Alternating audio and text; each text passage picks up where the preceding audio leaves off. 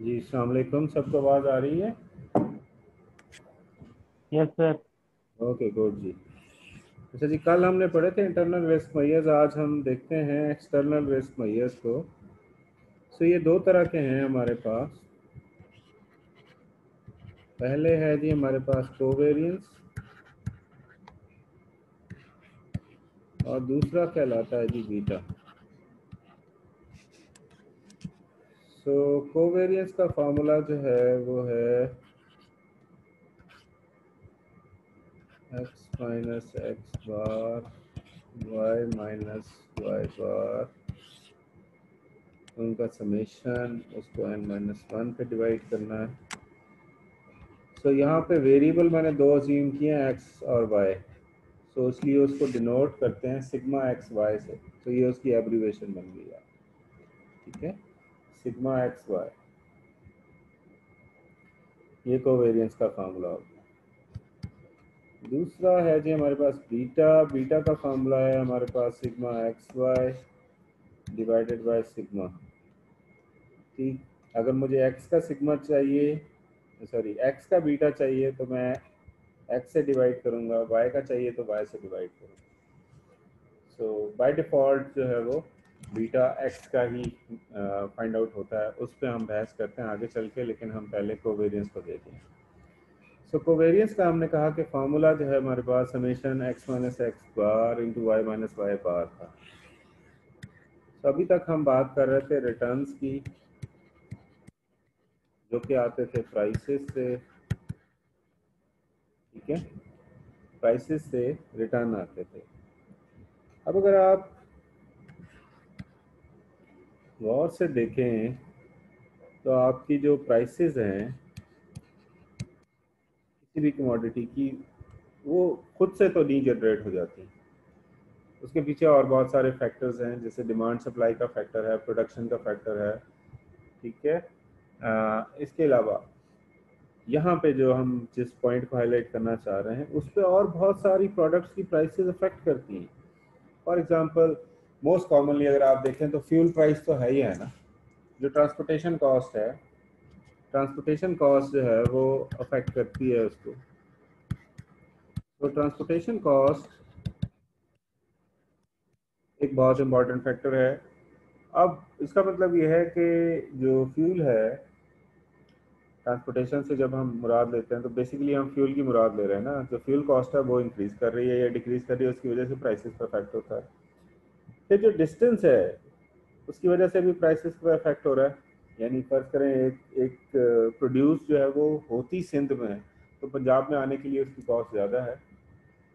और एक प्रोड्यूस फर्ज करें मेरे साथ वाले घर के साथ वाले खेत में होती है, तो उसकी कॉस्ट देखें ना, बहुत मिनिमाइज हो जाएगी। तो इस वजह से डिफरेंस आपका जो है वो डिस्टेंस की वजह से भी क्रिएट होता है, क्योंकि obviously you need more fuel.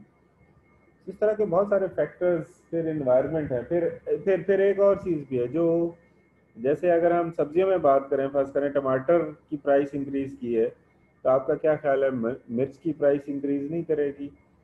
क्या उसके साथ धनिया पुदीना भी इंक्रीज नहीं कर सकता? क्या उसके साथ अदरक या फॉर दैट मैटर लहसुन की प्राइस जो है वो इंक्रीज नहीं कर सकती? इसी तरह आप खाने पीने में देखें, गोश्त की प्राइस अगर आपकी नीचे आ रही है, जैसे चिकन में वेरिएशन बहुत ज़्यादा होती है हमारे यहाँ, की प्राइस अगर नीचे आ रही है तो उसके साथ क्या और फैक्टर्स भी कोई इफेक्ट हो रहे हैं या नहीं हो रहे? इस बिहेवियर को हम कोवेरियंस और कोरिलेशन से मेजर करते हैं।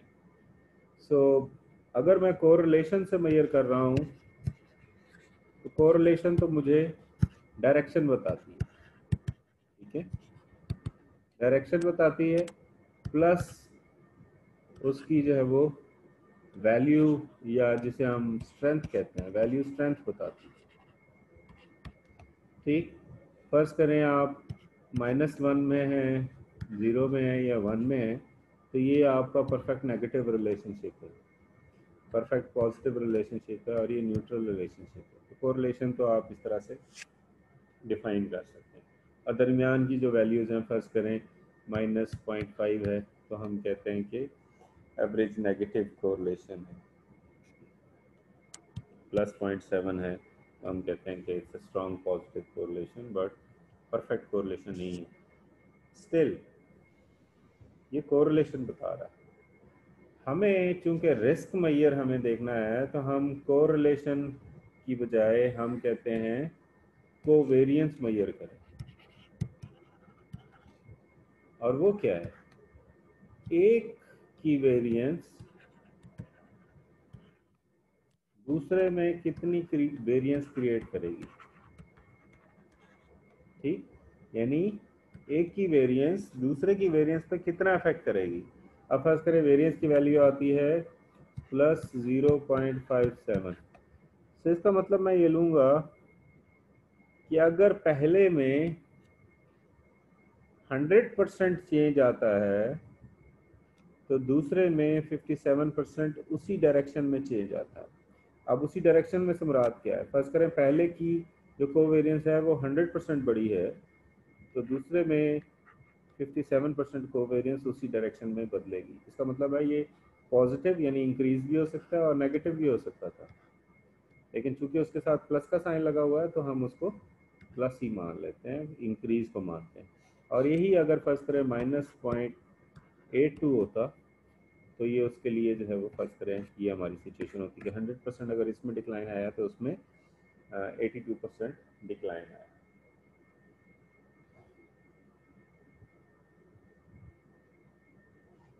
तो ये आपका कोवेरियंस का कॉन्सेप्ट है। इसी तरह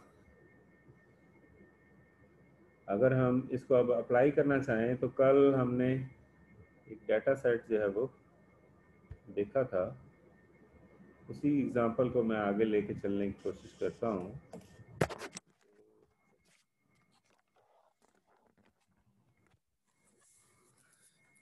इसमें हम अगर आप गौर से देखें तो इसमें हमारे पास प्राइसेस का डाटा है। प्राइसेस पे जाने से पहले मैं एक कॉन्सेप्ट है वो डिस्कस करना चाह रहा था, मैं भूल गया, उसको हम पहले डिस्कस कर लेते हैं। प्राइसेस देखें ना, बहुत सारी प्राइसेस जो है वो किसी भी प्रोडक्ट को अफेक्ट कर रही होती हैं। वो पेट्रोल की हो सकती है, वो उसके कंपेटिटर प्रोडक्ट की हो सकती है, वो और इंसिलरी या सब्स्टिट्यूट्स कुछ भी। सो न्यूमरस प्राइसेस उसे अफेक्ट कर रही होती हैं। सो कोवेरियंस बेसिकली दो वेरिएबल्स के रिलेशन का नाम है। ठीक है, तो इस तरह से जिस प्राइस तो हम कोवेरियंस की बात कर रहे हैं वो तो बहुत सारी चीजों से अफेक्ट हो रही होती है, तो फिर हम तो पता नहीं कितने कोवेरियंस कैलकुलेट कर रहे होंगे, तो हम तो इसी रोले में पड़े रहेंगे। तो इसको सॉर्ट आउट करने के लिए हमें प्राइस इंडेक्सेस अवेलेबल होते हैं। ठीक है, जैसे मैं कह रहा हूँ ना आलू प्याज टमाटर, तो भाई इन सब के लिए मेरे पास कंज्यूमर प्राइस इंडेक्स है ना। ठीक है, अगर मैं कह रहा हूँ कि स्टॉक प्राइस है पीएसओ की, तो उसके लिए भाई मेरे पास कराची स्टॉक एक्सचेंज का 100 इंडेक्स है ना। इसी तरह केएसई ऑल शेयर इंडेक्स भी है। ठीक, सो 100 इंडेक्स फर्ज करें मैं पीएसओ का देख रहा हूं, तो मेरे लिए रेलेवेंट इंडेक्स तो 100 इंडेक्स हो जाएगा, क्योंकि पीएसओ टॉप 100 कंपनीज में लाई कर रही है। अगर मैं टमाटर आलू प्याज लहसुन वटेवर इनकी प्राइसेस देख रहा हूं, तो वो सीपीआई में मौजूद है। मैं सीपीआई के साथ उसका रिलेशनशिप देख लूँ, अगर ऐसी कंपनी है 100 में नहीं आती, तो मैं केएसई आल के साथ उसका रिलेशनशिप देख सकता हूँ। सो हर चीज़ के इंडेक्सेस अवेलेबल हैं। So for all the practical reasons suggest ये किया गया है कि जिस चीज़ की प्राइस है, जो भी चीज़ है उसकी प्राइस है, तो उसका रेलेवेंट इंडेक्स देखें आप, रेलेवेंट इंडेक्स। ठीक है, और इनके दरमियान में कोवेरियंस फाइंड आउट कर लें, तो समझे आपने पूरी मार्केट में हर वेरिएबल को कवर कर लिया। तो इस वजह से जो सजेस्टेड है वो ये है कि आप दो प्राइसेस का आपस में ना देखें, तो फिर क्योंकि आलू प्याज की प्राइसेस एक दूसरे को अफेक्ट कर रही हैं, तो टमाटर भी उनको अफेक्ट कर रहा होगा। तो इस तरह से आपके जो कोवेरियंस के कॉम्बिनेशंस हैं वो बढ़ते जाएंगे। तो बेस्ट सजेशन ये है कि आप रेलेवेंट इंडेक्स लें और उसके साथ उसका कोवेरियंस लें, तो ये आपका एक्यूरेट मेजर हो जाता है। तो ये पॉइंट इसलिए हाईलाइट हमने देखा कि ये प्राइस है हमारे पास, तो दूसरा जो वेरिएबल होना चाहिए वो हमारे पास इंडेक्स का होना चाहिए। अगर आपके पास इंडेक्स की वैल्यूज है तो आप उसका रिटर्न कैलकुलेट और फिर उसके साथ वो बाकी सारे वेरिएबल्स आप करेंगे। सो इंडेक्स जो है, अज्यूम करें ये हमारी जो प्राइसेस हैं, ये कमोडिटी है, ठीक है, और उसका इंडेक्स यानी कंज्यूमर प्राइस इंडेक्स जो है वो हमें ये वैल्यूज दे रहा है। वो हो सकती है, मैं हाइपोथेटिकल वैल्यूज जो ऑब्वियसली इसमें पुट कर रहा हूँ।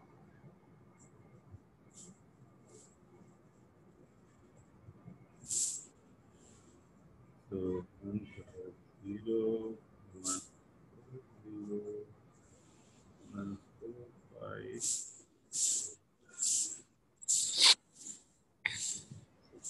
1 1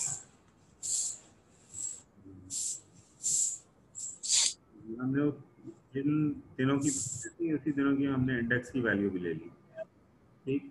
सो अब हमें इसका मतलब ये इंडेक्स रिटर्न्स चाहिए हमें। सो मैं इसको इंडेक्स रिटर्न्स कहते हैं, रिटर्न। और ऑब्वियसली ये कल आपने देखा था, हमने लॉग के जरिए ही इसको लेना है, तो लॉग के जरिए हम इसको फाइंड आउट करेंगे। सॉरी, पहले दिन का तो नहीं आता। Is equal to L bracket ending divided bye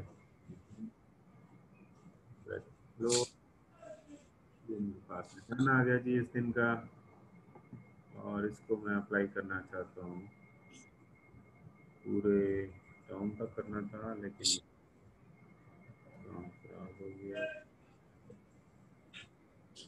इसको डिलीट कर देते हैं। मेरे पास रिटर्न्स आ गए।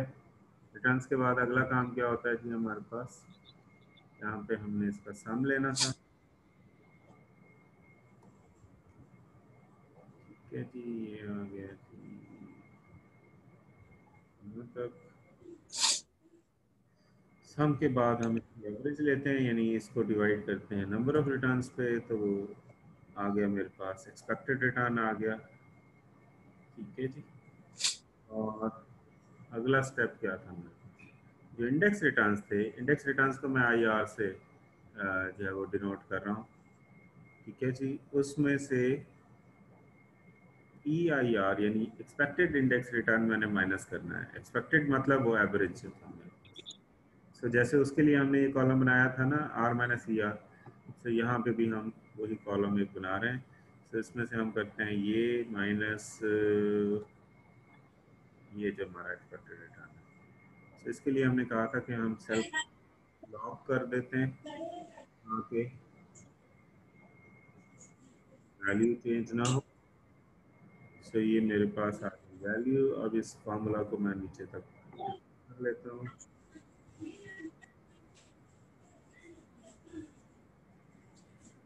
ठीक, ये मेरे पास आ जाए तो मैं इसके लिए जो कल जो था मेरे पास थीम था कि मैंने I R minus E I are का स्क्वायर लेना था, क्योंकि मैं इसका रिस्क मैयर जो है वो फाइंड आउट कर रहा था।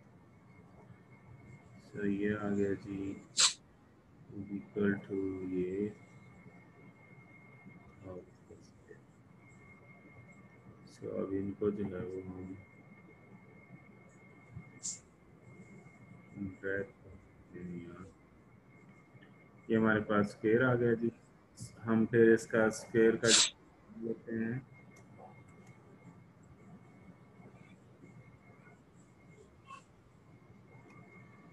और ये हमारे पास आ जाता है। हम फिर इसको n माइनस वन यानी 8 से डिवाइड करते हैं, तो हमारे पास ये सिग्मा स्क्वायर आ जाता है। और फिर हम स्क्वायर रूट लेते हैं, तो हम जो है ये हमारे पास उसका सिग्मा आ जाता है इंडेक्स का। स्टैंडर्ड डिविएशन आ गई हमारे पास। तो इंडेक्स का रेस्ट जो है वो 9.13% है, और जो हमारा प्राइस थी उसका रेस्ट 16.67% था। अब आज चूंकि हम बात कर रहे थे कोवेरियंस फाइंड आउट कर, सो कोवेरियंस के लिए हमने कहा है कि जो R माइनस ई आर है, जो कल हमने कैलकुलेट किया था, उसको मल्टीप्लाई होना है इंडेक्स के R minus I E I R. ठीक हो गया, यानी ये जो सी कॉलम है जी कॉलम से मल्टीप्लाई होना है। तो ये मेरे पास फार्मूला का ये जो पोर्शन था ना हमारे पास, जिसमें कोवेरियंस का फार्मूला लिखा है हमने, जिसमें हमने कहा है कि sum E X minus X bar, तो ये R minus E R basically X minus X bar है। और फिर हमने कहा मल्टीप्लाई होना है उसमें वाई माइनस वाई बार से। तो वाई हमने कहा था कि इंडेक्स होगा हमेशा, तो इस वजह से हमने कहा index return minus expected index return. तो इन दोनों को मल्टीप्लाई होना है। इसका मतलब ये है कि ये मैं मल्टीप्लाई करूंगा, ये देखिए इस वैल्यू को आर माइनस ई आर को दरमियान में आएगा स्टेरिक, और किससे मल्टीप्लाई करना है मैंने, I R minus E are से। सो जी 3 से मल्टीप्लाई करूँगा। सो ये मेरे पास आंसर आ जाएगा। इस फॉर्मूला को मैं नीचे वाले सब पे इम्प्लीमेंट कर देता हूँ यहाँ तक। अगली चीज जो हमने पढ़ी थी वो ये थी कि हमने इसका सम लेना है फॉर्मूला में। सम, इसका सम लेते हैं जी, और इन सबको हम ऐड कर देते हैं।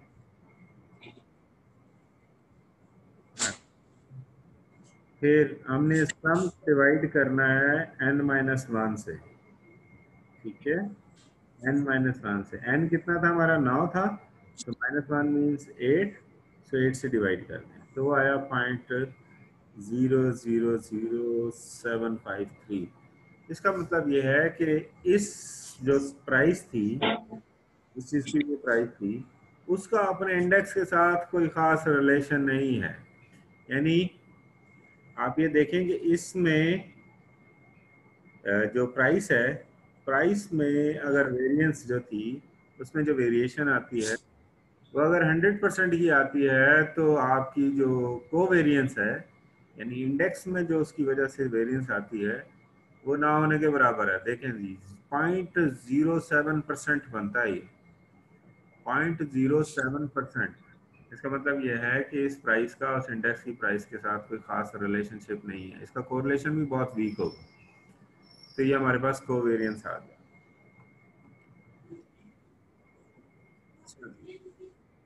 दूसरा हमारे पास एलिमेंट था, हमने कहा कि हमें बीटा फाइंड आउट करना है। बीटा फाइंड आउट करने के लिए हमारे पास जो फॉर्मूला था उसको अगर आप ध्यान में रखें,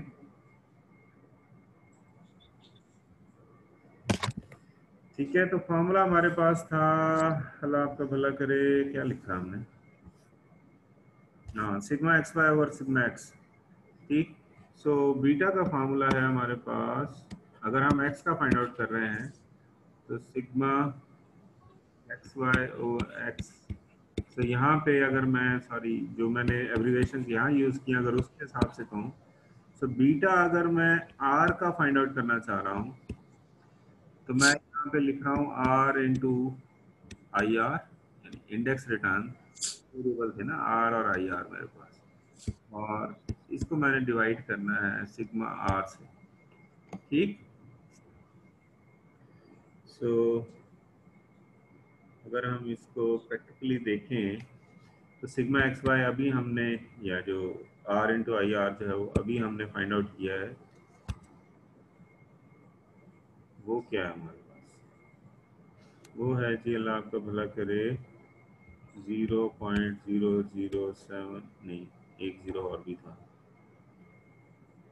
इसको अगर हम देखें 00753। ठीक है, और सिग्मा ऑफ आई आर क्या था हमारे पास, सिग्मा था जी हमारे पास 0.1667, 0.166768।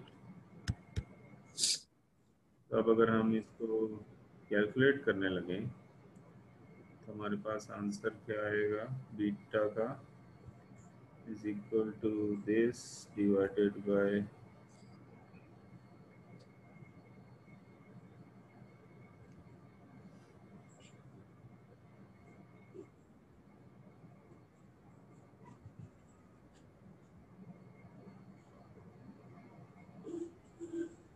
तो ये आता है 0.004514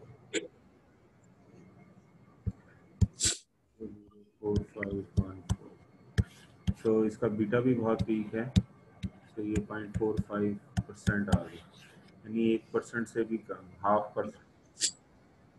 सो इसका बीटा वीक है।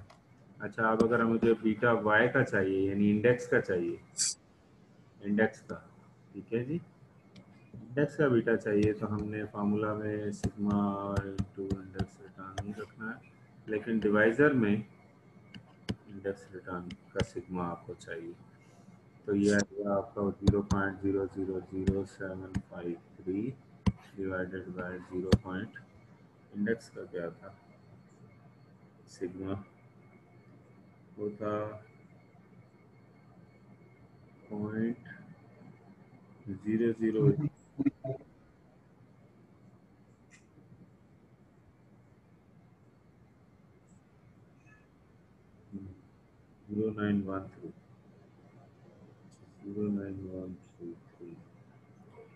0913 9.13%। तो अब अगर हम इसका बीटा कैलकुलेट करना चाहते हैं,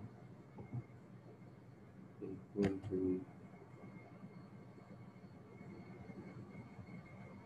दिस डिवाइडेड बाय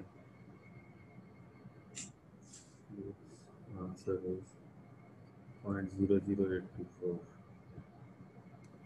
0.00824। तो यानी ये आ गया तकरीबन 0.824%। ये भी बहुत वीक है। तो इसका मतलब ये है कि इन दोनों की वेरिएंस से हमें एक दूसरे पे कोई ख़ास इफेक्ट नहीं डालती। तो ये हमारे पास इसका आंसर आ जाए।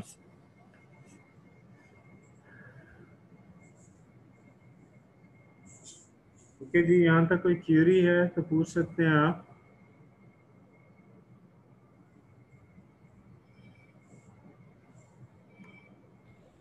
सर ये जो वेरिएंस होती है,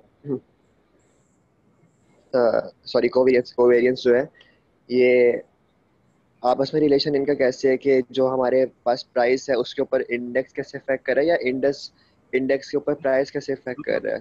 दोनों एस्पेक्ट में, क्योंकि ये टू वे रिलेशनशिप है। अगर आप कोवेरियंस मैट्रिक्स को देखें ना, फर्स्ट करें, ये आपके पास A1 है, A2 है, A3 है, A4 है। ये मैं जानबूझ के ये बड़ी मैट्रिक्स बनाई है, दो की नहीं बनाई ताकि आपको परेशानी ना हो समझने में। अगर आपके पास ये 4x4 मैट्रिक्स है फर्स्ट, ठीक है, तो ये मैट्रिक्स ना हमेशा सिमेट्रिक होती है। यहाँ पे जो भी वैल्यू है 50, 40, 60 वटएवर जो भी है, यहाँ जो वैल्यू है ना A2 A1 का 2 के साथ जो रिलेशनशिप है फर्स्ट करें, वो A1 का 2 के साथ है, यानी ये वैल्यू जो है वो आपकी सेम होगी। अच्छा, इसी तरह ये और ये वैल्यू सेम होगी, क्योंकि 1 और 3 के रिलेशनशिप को शो कर रहा है। ये 30 है तो ये भी 30 होगी, ठीक है। ये 1 और 4 के रिलेशनशिप को शो कर रहा है तो ये और ये सेम होंगे। फॉर एग्जांपल ये अगर 70 है तो ये भी 70 होगी। सो इसका मतलब ये है कि ये जो डायगोनल है ना, डायगोनल से ऊपर और नीचे एक ही जैसी वैल्यूज हैं तो हम इसको सिमेट्रिक कहते हैं। डबल एम का यहाँ पे सिमेट्रिक मैट्रिक्स है ये, ठीक। अगर ये सेम नहीं है तो हम एसिमेट्रिक कहते हैं इसको, यानी ये 40 है और यहाँ पे 38 लिखा हुआ है तो ये एसिमेट्रिक हो जाएगी। बेशक बाकी सारी चीजें आपस में मिलती हों, वैल्यूज मिलती हों। सो ये क्या डिनोट करता है, ये बता रहा है कि A12 का रिलेशनशिप A1 और A2 का रिलेशनशिप सेम है।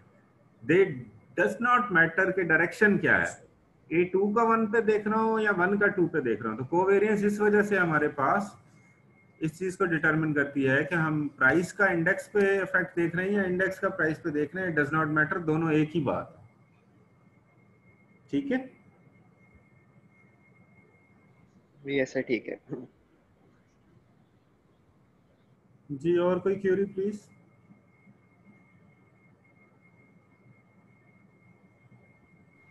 और सर एक और था कि जब हमने कोवेरियंस निकाल लिया है, हम एक दूसरे का इफेक्ट देख रहे हैं उनके ऊपर आपस में, तो फिर बीटा का क्या काम होता है? बीटा हम क्यों निकालते हैं? बीटा बीटा जो है वो देखें, कोवेरियंस दोनों के रिलेशनशिप को बता रहा है ना। बीटा बेसिकली उस रिलेशनशिप की स्लोप को बताता है। ये आगे चल के हमने इसका इफेक्ट देखना है रिस्क और रिटर्न के एस्पेक्ट में। हमने एक मॉडल पढ़ना है, कैपिटल एसेट प्राइसिंग मॉडल, उसमें हमें ये ज़्यादा क्लियर होगा। लेकिन मैं अभी ये आपको ये बता दूं कि ये जो रिस्क और रिटर्न का जो रिलेशनशिप है ना, और उसकी वजह से ये जो कर्व्स बन रही हैं, डिफरेंट कर्व्स बन रही हैं, ये जो स्लोप है इन कर्व्स में, इस स्लोप को बीटा डिटरमिन करता है। So beta is basically slope of जो आपका रिस्क रिटर्न रिलेशनशिप है। ठीक है, रिस्क रिटर्न रिलेशनशिप में ये उस स्लोप को शो करता है। इसको हमने डिटेल में ऑब्वियसली नेक्स्ट लेक्चर्स में देखना है, तो ये ज़्यादा क्लियर होगा। बहरहाल फॉर नाउ ये आपके लिए इतना ही काफ़ी है कि ये उसके स्लोप को शो करता है। यानी जितना ज़्यादा स्लोप होगी उतना ज़्यादा आपका रिस्क होगा।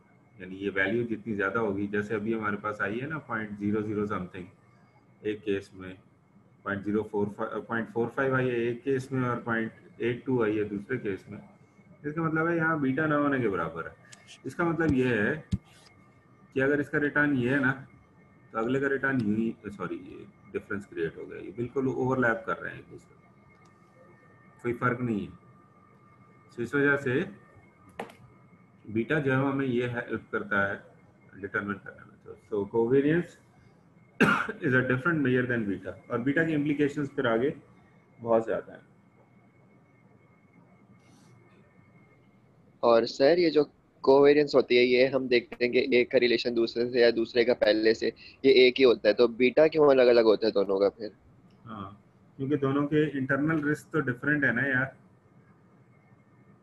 ठीक है, फार्मूला को और अच्छा, समझो, वो इंटरनल और एक्सटर्नल का सही। कॉम्बिनेशन है ना वो। जब हम फार्मूला कहते हैं कि sigma X yes sir. Y divided by sigma X, या sigma X Y divided by sigma Y, अब देखो ये सेम होना एक डिफरेंट चीज है, लेकिन ये तो सेम नहीं है ना यार। इंटरनल रिस्क तो डिफरेंट हो सकता है ना। यस सर सही है।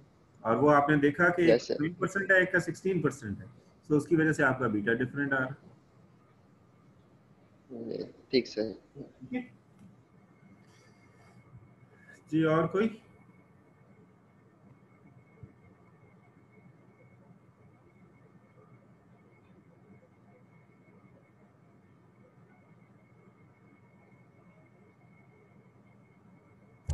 चलें जी, okay then, take care, see you next week इंशाल्लाह।